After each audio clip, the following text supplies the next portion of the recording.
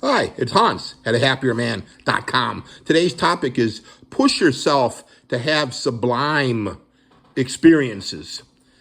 I kind of have never used the word sublime until kind of late in life. And on my last trip to Southeast Asia, at some point, I was having such a great time and I was having such great experiences that I thought, man, this is sublime. And let me read the definition of sublime. And it says, of such excellent grandeur or beauty as to inspire great admiration or awe.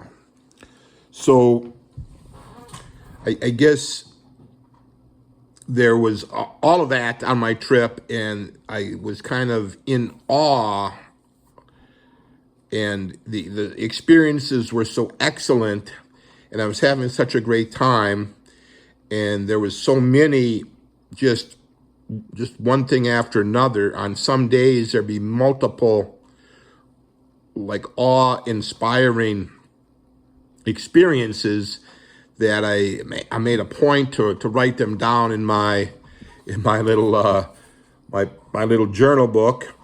And then after, when I got back from my trip, I have spent some time organizing those notes in my journal book into a spreadsheet that I just call my Sublime experiences. Now you can of course use a different word than sublime, but I think it's an interesting word. I think it implies something really good, something that you found extremely rewarding to your life, that the experience added a lot of value to your life.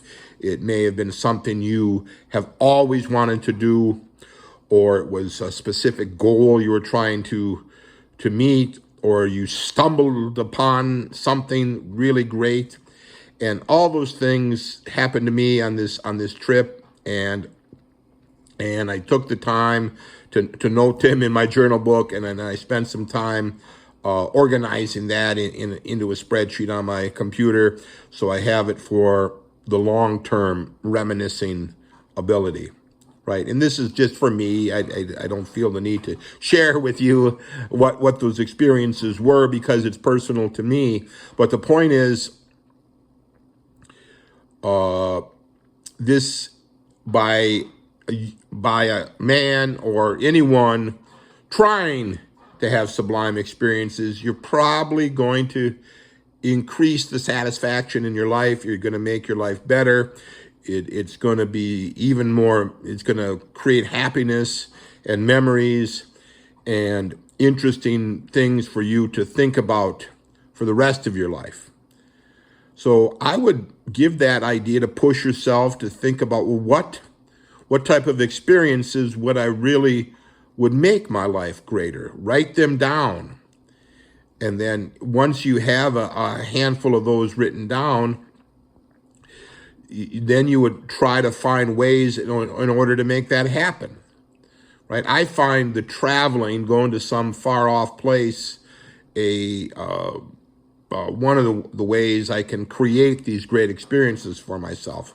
It's not that I don't like the place I live. I love where I live. I love the state I live in, the U.S., and the city I live in now. But, that's where I make my living. That's where I have the day-to-day. The traveling seems to be a way to kind of get outside of that, to do something different. And I spend my time here in my home apartment, home city, home state, in my spare time after work, thinking about, well, what could I do on these trips? What can I do on the weekends? What can I do in the evenings or mornings or holidays to create these sublime experiences for myself that are memorable and that are great enough that I can note them in my journal book and then transfer that to a spreadsheet that I can store for the long term.